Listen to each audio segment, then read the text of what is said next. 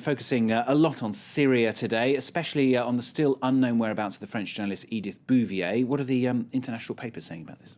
Well, there's a lot of front pages on this, as you might imagine, and also in Britain a lot on the Sunday Times photographer Paul Conroy, who has got out of Syria safe and sound, and he's now in Lebanon. But as The Guardian says on its front page, 13 Syrian activists were killed trying to get him out of the country, which does, of course, leave The Guardian asking, what an awkward position journalists put themselves in when Syrian activists end up sacrificing their own lives when they came under fire from Assad's troops in order to try and get the wounded British journalists out of the country alive and well. There's also an interesting article inside The Guardian looking at some of the campaign groups who helped get him out. They're looking at a group called Avaz, who are kind of what they call a collectivist online group who are getting involved in real-life political engagement. They were started apparently by a British-Canadian dual national and have offices all around the world, and originally sort of just groups of people together online to get to do things like click on a link and sign an online petition against things like George Bush's policies on climate change, or to protest against Murdoch's News of the World at the time when its phone hacking was in all the front pages.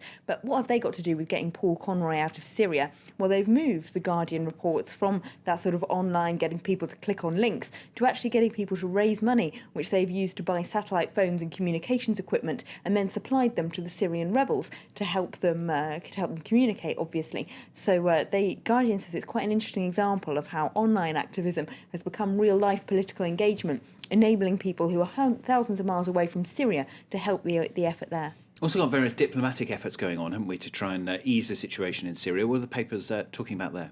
Well, they're not being very flattering to the international community. Look at this cartoon from Gulf News, which has the rest of the world, sitting on a rocking horse, rocking forwards and backwards and going nowhere in the direction of Syria. So there you go, there it is. There it is, got there in the end. Got there eventually.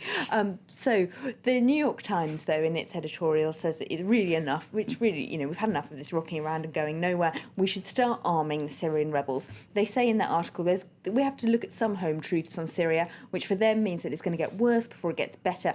And yes, it is going to degenerate into sectarian and ethnic conflict, as the Alawite group are increasingly associated with by other ethnic groups with the murderous regime, and as a result people are starting to take their grievances out on Alawite civilians in areas that are outside the control of Assad's troops. They say even though this sort of fear of sectarianism might seem like a strong argument for not arming the Syrian rebels, actually we have to. We've reached a point where we can't allow Bashar al-Assad to continue massacring civilians like this.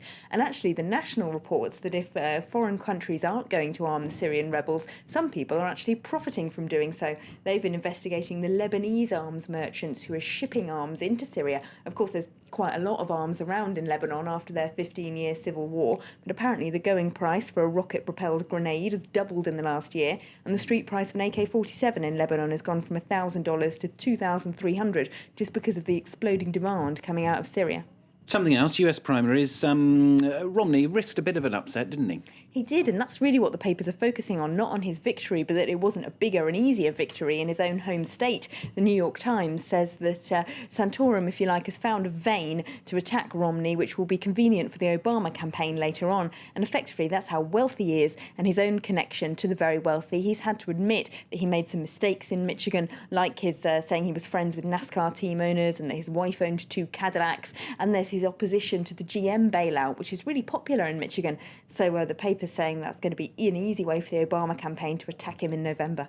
And talking of the really wealthy, a study proving what we've always expected, of course, the rich, they're meaner than the rest of us. That's according, apparently, the Huffington Post says. They also lie more, cheat more, and they break more laws. They drive more badly. All of this is according to a study apparently carried out by the University of California, where they asked people to participate in different experiments where they'd had to pretend what they would do in different work situations, like whether or not you would lie to an employee about whether he might get made redundant. And apparently the people who grew up in wealthier backgrounds were found to find it much more easy to lie and to cheat. We all knew that, really, didn't we?